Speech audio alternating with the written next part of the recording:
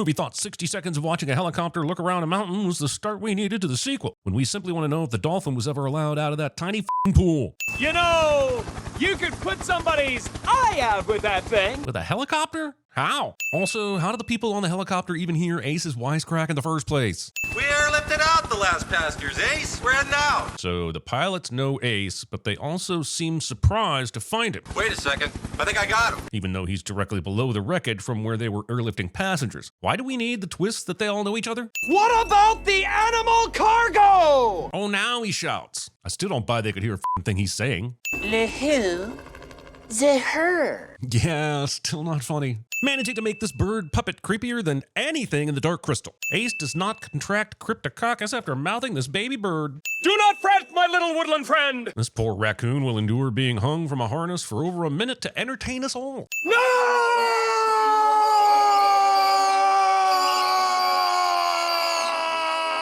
No. Also parodying a Sylvester Stallone movie in your opening scenes, but not being titled Hot Shots Part 2. That is far too many candles.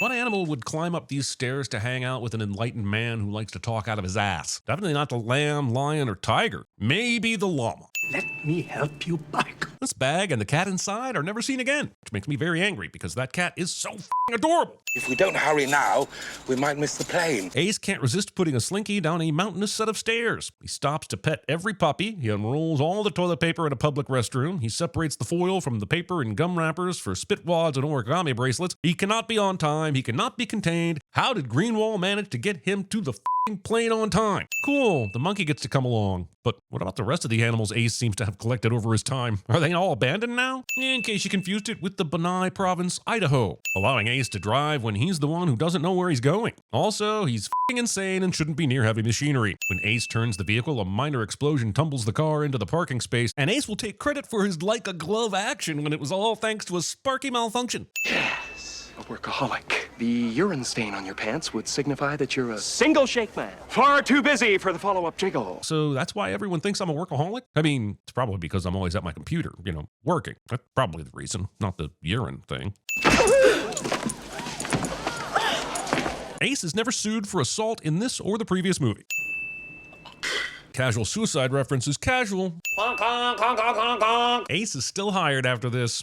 How Jim Carrey's neck is still functioning after moves like this is beyond my cervical understanding. I think this joke has run its course, don't you? What was written down in 67% of the studio notes somehow made its way into the script. Oh sure, Ace is so upset if any part of the animal kingdom is hurt or injured, but doesn't give a f*** about the very much alive fun guy. We love you, Dirt Continent! Good night! That's racist. I think we should move along. It's their mating season, and they can get rather hostile. Thinking you need to tell the world's most renowned animal expert about the silverback gorilla's mating season, especially after he's claiming he heard the majestic song of the male silverback gorilla.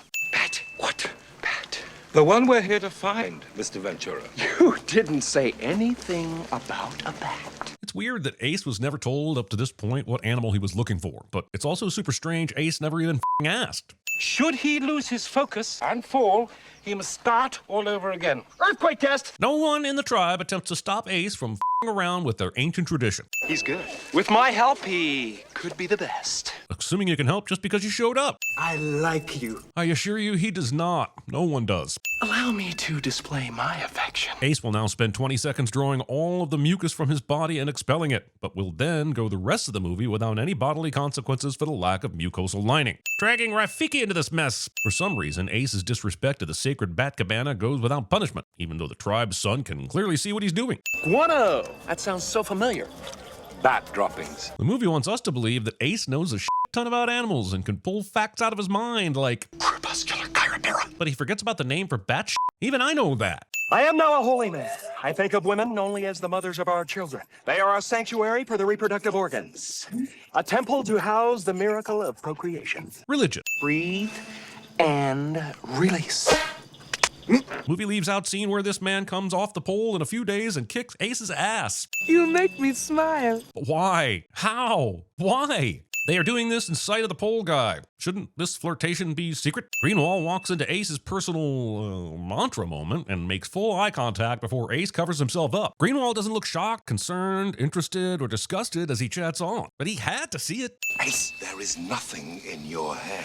Actually, there's probably enough product in that hair to save a Wachati village, but that's probably not what he's referring to. When Ace said he was a master of disguises, this is what he meant. Just a change of quick clothes up in a tree, not at all blending with the environment. And when Quinn drives by, he doesn't notice? I'm beginning to think that these movies aren't based in reality. Yes, I know, he's eating a zebra with the lions, ha ha, but I seriously don't understand if this movie wants me to think Ace loves animals or hates them. Couldn't he just as easily have done that from the ground? I'm just a curious little rhino.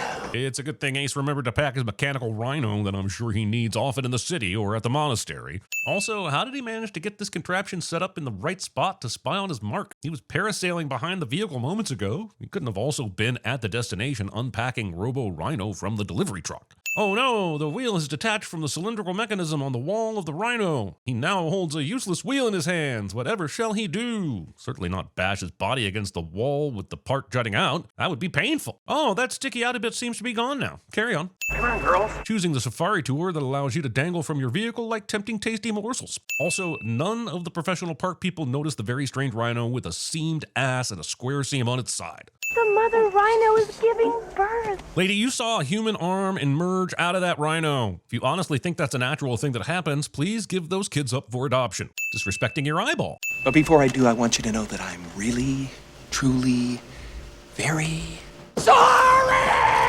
It's only funny if you believe that Ace hasn't spoken a word since the warehouse and held his actual apology until he was thrown from the car minutes later. And mind you, to the safari guy and not to Quinn. 3 darts is too much! It is, especially knowing that there isn't a tribe of people hiding in the jungle along Ace's path, but rather 2 white jungle boys who shot at him from an increasingly great distance as he ran away from their starting point. This should not work. He's shot in the back 4 times, the camera changes, and now it's 5 times. I'm upset about that inconsistency, almost more than the mental gymnastics surrounding the mystery of how the second Jungle Boy would have been able to predict Ace's frantic running direction through the woods to be prepared ahead of time for the final back attack. I will be as a fly on the wall. Dead in under a month? A grain of salt in the ocean. Dissolvable, soon to vanish for all of time? I'm okay with either of those outcomes. That is too much mask in my Ace. Fear not, you see, his back molar seems to have already had some advanced dental work, so we can rest assured that his other teeth will be addressed in due time. White devil. Well, tell them I'm not. I've only met you. How do I know? Uda would be excellent at CinemaSins. In Kosazana.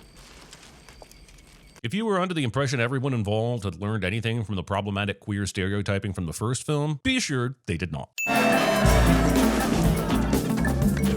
Cheating, because nothing screams scary tribe rituals like a partial white baby doll strapped to the wall. The director said, let's have Ace pull an apple core out of this guy's throat, in case anyone's confused about whether or not Ace is an asshole. And then the writer said to the director, but then wouldn't we want him to take a bite out of the apple to show that? And the director snapped back, we can't make it that easy on CinemaSins. And then the writer asked, who the f*** is CinemaSins? And the director said, you know, on YouTube, on the internet. And then the writer said, it's 1995, sir.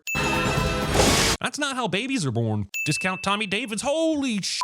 Also, I like to think Tommy Davidson saw the first film and was like, excuse me, I was on in living color and I can overact just as well as Jim. And then Jim said, it's on. And then probably in a super annoying way like, it's on. Also, I'm a little sad thinking about all the time Tommy had to spend in the makeup chair just for this one terrible and probably tribalist scene. Violence is no longer in my nature, but if you want it, you got it, sister! Ace keeps speaking to them even though he knows no one in the tribe understands him. And yes, that totally fits with the character, but doesn't mean I don't prefer a quieter Ace every now and then.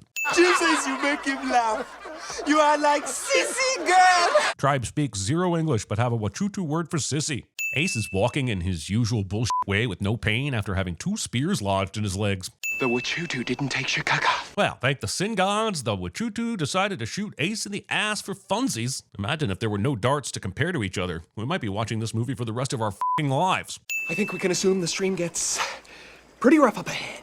That is not a stream. Ace survives this. Also, I would like to remove a sin for Spike saving his own ass, but this movie is terrible, so I'll add 5 instead. How did going over the waterfall untie his ropes? I'm alive. Yeah, we already covered how dumb that is. 5 more sins for reminding me. Ace Ventura, Crocodile Hunter. Glub. So much for Ace's love of animals, I guess. This movie might be more confusing than stupid.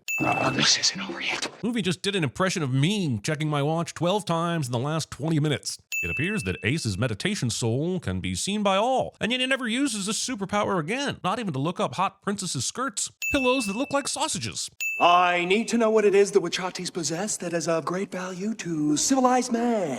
When did civilized man take center suspect stage? The culprit could be anyone in the tribe at this point, and for some reason, the princess is off limits even though she's legitimately the person with the most to lose in this movie. The monkey seems to be harnessed to something, with his legs free floating. Look at him, swinging all around. I understand the need to make Jim hang for this shot, but why the monkey? He was tied to a raft earlier. Maybe that was enough movie torture for one day. Guano! They have guano! Yeah, this movie's entire plot revolves around bat shit, which is fucking bat shit when you think about it. I've come for the sacred bat. Where is it?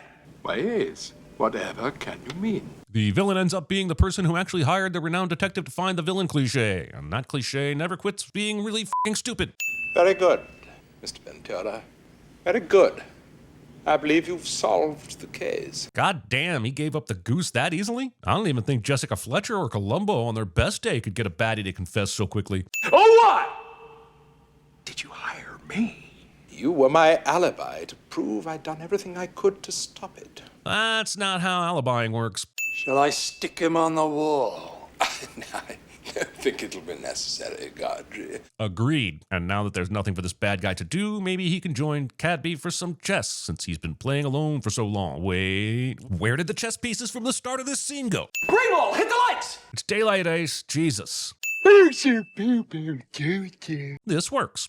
What the hell's going on? The person who built your wall was sleeping on the job and did a super job, that's what. Ace risked the ostrich having back problems instead of riding on the back of Boba the elephant just so he could make a more dramatic entrance at the end of the animals rushing in. I ask you again, does this guy really love animals? Say hello to my stinky little friend! Thinking that skunks work like guns. Also, this would impact everyone in the room, would it not? That is too much in living color in my Ace. Nobody wants to play with me! This movie made $212 million. Now, how did he know that pressing the cigarette lighter would cause the carriage to lift like that? Is that a standard feature? The spirit will overcome. The spirit should start with a little tug on the cage to see if the whole thing will come out from the tree, so you're not having to manhandle a sacred bat through the jungle. Also, Ace gets the bat back without it flying away. Has the sudden appearance of a white man in a suit enraged both tribes? It probably should. But how did the tribes know that Cadby is the one behind the whole bat debacle? This section of the movie ends on the charming dulcet tones of a silverback gorilla manhandling our villain, ladies and gentlemen. And I don't know how to feel about it, which deserves at least 100 more cents. Oh, this is one of those movies where you get to choose how it ends. Cool. So Ace clearly can't outrun two angry tribes. He is caught and immediately pinned to a tree with spikes where he's slowly eaten by ants and predators until he dies. However, his human flesh is tainted with his idiocy, and all the animals and insects go rabid. This destroys the jungle and leads to the end of the tribe's ability to sustain life in Africa and eventually the continent and the world, resulting in the end of humanity as we know it. A happy ending, really. No more Ace movies.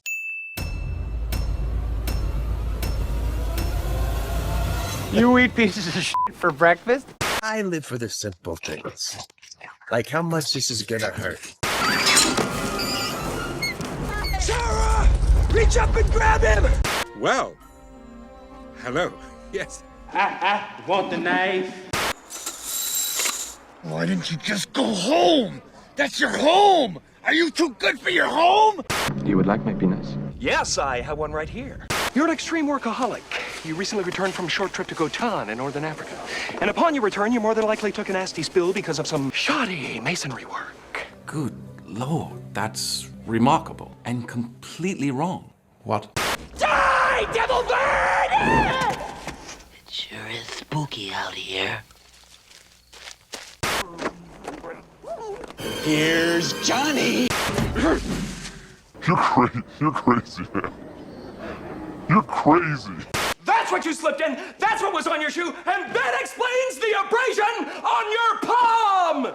And I would have gotten away with it if it wasn't for you meddling kids.